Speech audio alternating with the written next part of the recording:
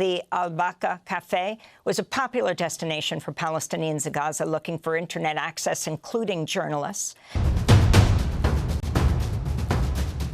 Despair is a luxury we cannot afford.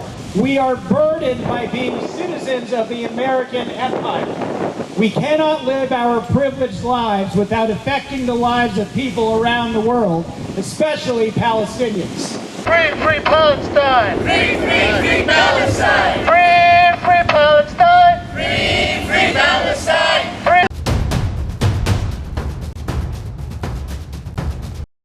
Hello, my name is Stanley Heller. Welcome to the Struggle Video News. Democracy Now! Had an account of the Gaza Cafe Massacre.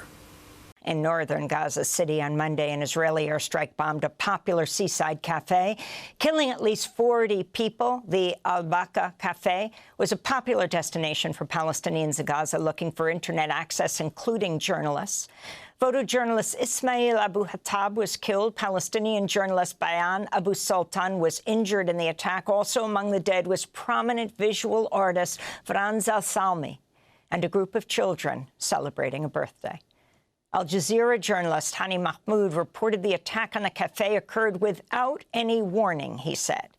At least 95 people in Gaza were killed Monday. Separate attacks hit a tent encampment in the courtyard of the Al-Aqsa Hospital in central Gaza and the Yafa school, which have been sheltering hundreds of people. Israeli forces killed at least 15 people seeking food in southern Gaza at a militarized aid distribution site. We skip ahead on that Democracy Now! Program to what a Gaza doctor said about the injuries he's treated. A few days ago, Haaretz, the Israeli newspaper, reported that Israeli soldiers, IDF soldiers that they've interviewed, said that they were ordered to fire on unarmed crowds near food distribution sites. There have been over 500 Palestinians killed since May at these food distribution sites. What are your other colleagues talking to you about the kinds of people who have been killed or wounded by gunfire at these distribution sites? It's an excellent question. The injuries from the aid sites are very common, and we're seeing these injuries every single day. I myself, yesterday night, we had a patient come from the aid site in a delayed fashion after he was struck with shrapnel in the back of the head. The day prior, I had seen a 25-year-old man who had a single gunshot wound with a high-velocity rifle, entrance in the posterior aspect, back of the neck. They shot him in the back of the neck and it exited the front part of the chest. It severed his spinal cord. He can no longer move his arms or his legs, and he will remain like that for the rest of his life. He's only 25 years old. I reviewed with my colleagues the cases that they're seeing. One of the cardiologists here, he saw a patient who had been shot in the chest at the aid site. Had blood collecting around his heart, preventing his heart from beating. They had to emergently drain the bleeding from around the heart. One of my colleagues is an orthopedic surgeon. Yesterday, he amputated 3 limbs of different patients, young, healthy civilian patients, just seeking aid. And as you can imagine, that's very morbid to lose an arm or a leg. My other colleague is a urologist. He took care of 3 patients yesterday who were all separate patients shot in the scrotum. 2 he operated on, and 1 he is managing conservatively. The one he is managing conservatively is a 7-year-old boy. A 7-year-old boy was with his father in the aid station and was shot in the scrotum. And unfortunately, one of my colleagues, the cardiologist, saw a patient who was dead on arrival. 7-year-old boy was shot, multiple gunshots at the aid station. So these cases are very common. Can you imagine an Israeli sniper shot a 25-year-old man in the spine, leaving him without control over most of his body for the rest of his life? And who can care for this injured man? Even if he has family, who has any kind of resources in Gaza, with almost every family completely destitute? At a rally in Hartford, speakers condemn the attacks against Gaza and Iran. So our next speaker is Luai Abu Osma. Is a Palestinian-American organizer and media creator, a 2003 graduate of New Hampshire College. He used his commencement speech to denounce Israel's apartheid and call for divestment. Luai is active with Western Massachusetts Coalition for Palestine and recently founded the Artstead, a media and permacultural lab focused on justice, climate, and community. Please welcome Luai. Assalamu alaikum. Hello, comrades. My name is Luai Abu Osma, and I am a very proud Palestinian American who organizes with the Western Coalition for Palestine. Our times feel very dark for good reason. The American-Israeli alliance has killed what will be hundreds of thousands of Palestinians in the genocide of Gaza, flattened 90% of all buildings, and is starving the remaining population as they reach for food. Within the United States, we've seen the imperial boomerang return by criminalizing speech about Palestine, detaining asylum seekers and green card holders, and militarizing the police even further. Yet, despair is a luxury we cannot afford.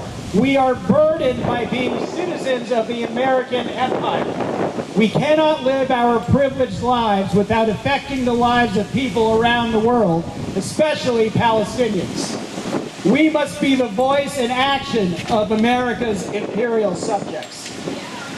I always look to the victories of the past to lighten the darkness, and I don't need to look very far.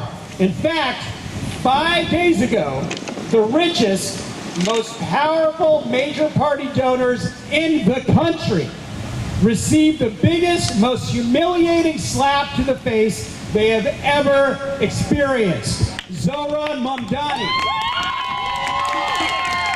We love you, Zoran. Thank you, thank you, thank you. Zoran won the mayoral Democratic primary by a whopping 7% margin against Andrew Cuomo, the favored candidate of the major party donors. Zoran, his campaign staff, the volunteers, the voters of New York City have all proved resoundingly, unreservedly, that running on a progressive intersectional platform of food security, housing security, healthcare, education, queer and trans rights, and arresting Netanyahu in his next New York City visit will win elections. But one Zoran is not enough. We need thousands of these victories. Go repeat this in your villages, towns, cities, in every office there is, whether it's for mayor, Congress, or Parks and Rec. Every small success is a seed for a larger one. Once we have a progressive majority in the state legislatures, in Congress, in the governor's mansions, and in the White House, we will be able to dismantle the stranglehold that war profiteers have over our government and foreign policy. When war profiteering ends, we get money for everything else. Universal health care, education, housing, foreign policy driven by human rights, and eventually, a free Palestine from the river to the sea. Free, free Palestine! Free, free Palestine! So we're going to have Jim from Veterans for Peace. He would like to say something here, please. Give him a round of applause, please. We love our veterans!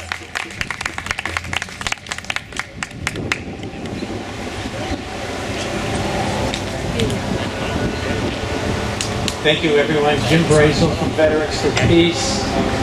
First, I want to express my sympathy to all the victims in Gaza. Veterans for Peace is an organization since 1985.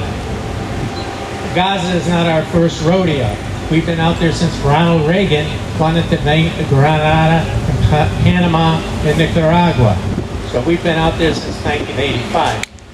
Over in Connecticut, we've been out there with this banner over the past 10 years. And the violence that we see in Gaza, we have to realize it's trickling down to what we see in Hartford, Connecticut. Also, if you look at this banner closely, it says it starts, the first dot is the military budget. Right now I had to change it from $788 billion, which it was a couple years ago, to $1 trillion today. So that's what our unrepresented government, in my estimation, wants to spend. And you could see from what happened this past week what the result is. We have 700 Iranians dead. And no diplomacy, nothing from the United Nations, no international law. Let me say another thing about Veterans for Peace. The shirt I have in now, we walked from Maine to Washington, D.C. for freeing the Palestinians last year. We didn't get much support. Please think about at least looking up Veterans for Peace on the internet. If you know a veteran, explain it to them. They have a voice, they have an experience, and they can work for peace another way than just going to the American Legion or the VFW and drinking another cup of coffee. You have to speak up. Also, you don't have to be a member of it, a veteran to be a member of Veterans for Peace, but pass around the information.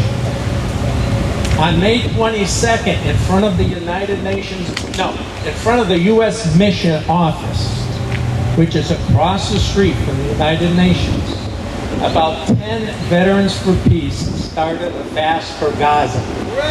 It ends tomorrow. So I am here representing them also.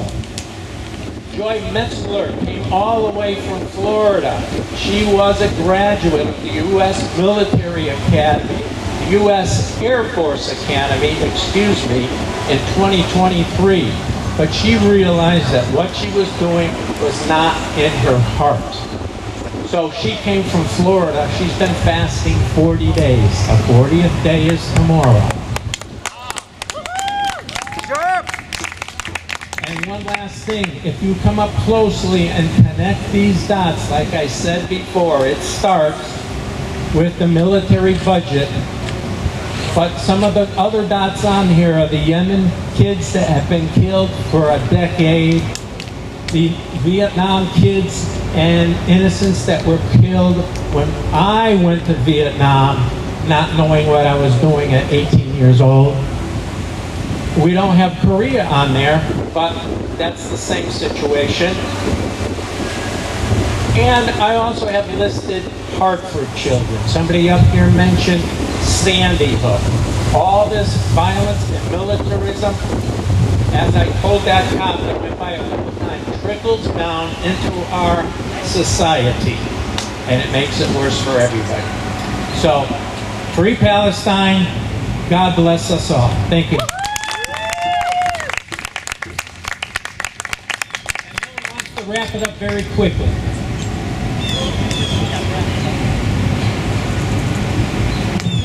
Good afternoon, everybody. I'm Millie Bruneau, and like Jim said, you don't have to be a veteran to be in VFP.org. I joined in 1988. My dad was a veteran, was wounded 3 times. I'm not. He knows that war is crazy. I joined after Brian Wilson, a veteran, laid down on railroad tracks in California trying to block the shipment of arms.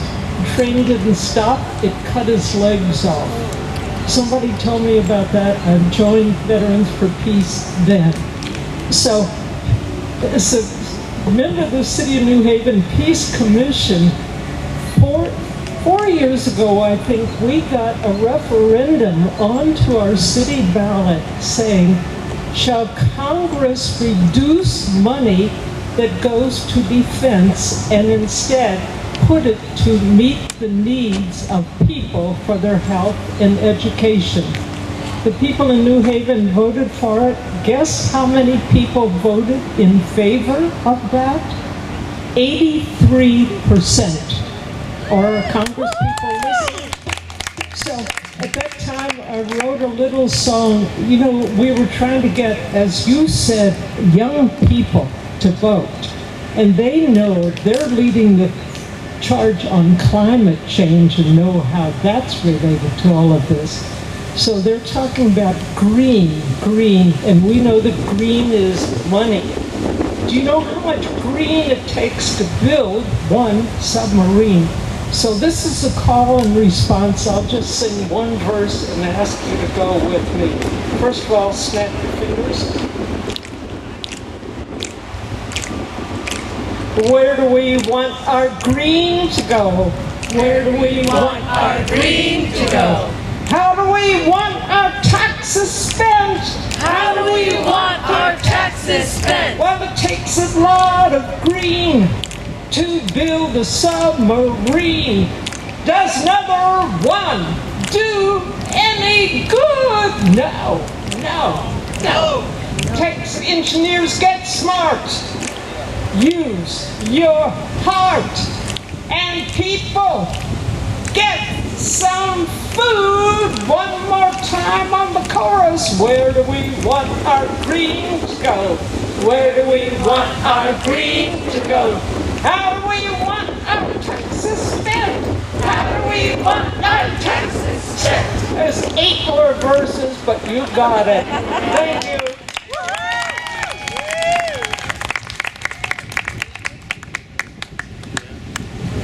Hello, everybody. My name is Eamon. I'm with the Connecticut Palestine Solidarity Coalition, and I want to build off of what the previous speaker just said, because we've been rallying in front of Colt in West Hartford, Colt, which makes the Colt 45. They also make the M4s and the M16s for the Israeli army. We've been rallying there for 9 weeks straight. Since early May, Colt is sending 40,000 assault rifles to Israel as soon as this month and the following month. And as much as possible, we need to be shifting where we're rallying to being in front of these weapons manufacturers, in front of this site of direct production. Free Palestine! Free Palestine! Free Palestine! Free Palestine! Free Palestine! Free Palestine! From the river to the sea! From the river to the sea! Palestine will be free! Palestine will be free! Now, besides the ongoing genocide, there is actual warfare going on in Gaza. Palestinian fighters have miles and miles of tunnels in which they hide. Back in January, Biden's people admitted that despite the incredible amount of munitions used against Palestinians, the size of the forces of Palestinians fighting has not gone down. Palestinians have made all kinds of weapons, some quite sophisticated, and they get enormous amounts of explosives from the Israelis in the form of unexploded munitions. The number of Israeli soldier deaths and injuries in Gaza is at the highest monthly amount this year. The Israeli paper Yediot Aharonoth reported that 15 of the 20 deaths happened in one battle in Khan Yunis. We surely don't like much of corporate news, but we do want to compliment Deborah Patta of CBS News, particularly last week. She narrated while CBS showed people being shot as they were lined up trying to get food. Then she interviewed the head of the so-called Gaza Humanitarian Foundation, the group that the Israelis and Trump set up to replace international emergency aid agencies that were giving aid to some 2 million people in Gaza. She really questioned him coldly, so much that he tried to turn the tables and question her and said, "Aren't we doing anything right? Why are we only getting criticism?" Kudos for Deborah Patta.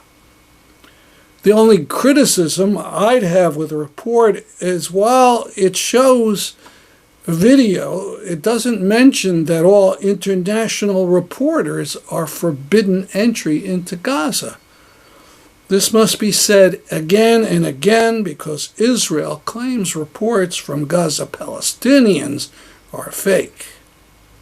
We'll link to her interview with the GHF head in our archive of articles about Palestine, Israel. You've probably seen President Trump and Governor DeSantis gleefully inspecting a new detention center built in the Everglades to imprison refugees. They laugh and call it Alligator Alcatraz. As usual, they lie and say the camp is for the worst of the worst. No doubt most of the refugees haven't been suspected or convicted of any crime at all. And I suppose that some will turn out to be U.S. citizens. But sadism is fun for a certain type of person. A question comes up: how will all the human waste be disposed of in this Everglades prison? You can't just dig down and build septic tanks. An NPR radio station in Florida, WSUF, has found state documents that say that the detention camps will have roll-off dumpsters on the site to hold solid waste. Imagine the stink, the spills, and the cost. The whole prison operation is estimated to cost Florida $450 million a year, which Trump promises they'll get back in funds from FEMA. So hurricane, fire, and earthquake relief funds will be drained for this sick project. Many activists are calling this camp Alligator Auschwitz. Now something very different, a subject many of you will find uncomfortable: medically assisted suicide. PAMAS, Progressives Against Medical Assisted Suicide. Thoughts on medical assisted suicide. What I hope we do in this dialogue and others is expand the understanding of the public that this is not just about an individual right to have a way to avoid terrible suffering. It is also about what kind of society we want to live in and how we value human life in our society, and that there are other ways to address suffering. Assisted suicide is an inherently dangerous policy because it takes a group of people who are already incredibly marginalized by our system and gives the institutions and people with power more of a profit motive for denying those people care. We have a situation of medical apartheid going on, with communities of color and disabled. The National Institutes of Health back in October of 2023 designated people with disabilities as a community that experiences health care disparities. And then you want to bring assisted suicide into this. I originally supported medical assisted suicide. I believe that people had a right to make that kind of basic fundamental determination about their life. But in my work as a disability rights attorney, I came to meet many people who had disabilities, who had experienced discrimination from the medical profession because of their disabilities, and were encouraged by medical professionals not to seek treatment. And as a result of further work that I did, I became a very firm person opposed to medical-assisted suicide. My fear is, and it is already happening in our neighbor to the north in Canada, that what was meant to be a right or an option in very rare circumstances for very small numbers of people has become routinized. in a very short period of time. You can see how for people who are a burden to their families or a burden to their society, the right quickly becomes an obligation. There are no safeguards for these types of laws. That every state or whatnot that have passed these types of laws, they go back in, they expand them. Think about what the option means for the rest of us, for society as a whole, and about how we care for each other as a community. When you're disabled, everyone decides that your life isn't worth living. Times have changed. We have changed. Now we won't accept it. Our lives are just too precious. We are here to stay. For more information, contact Progressives Against MAS at hotmail.com and visit pamisprogressives.org.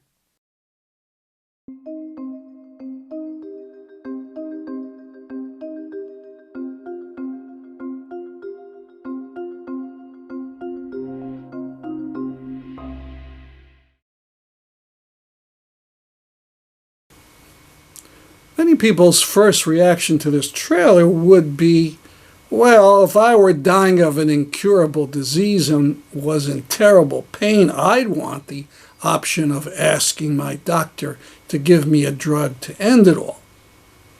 Surprisingly, that's not the reason given mostly in places that make this practice legal. The reason stated is, I don't want to be a burden on my family, which you can understand given our rotten medical system. How pathetic that capitalism's solution for so many is suicide. See the full film at the website for free at the end of July. Go to pamisprogressives.org for details. That's our program for today. See you next week. I'm Stanley Heller for the Struggle Video News.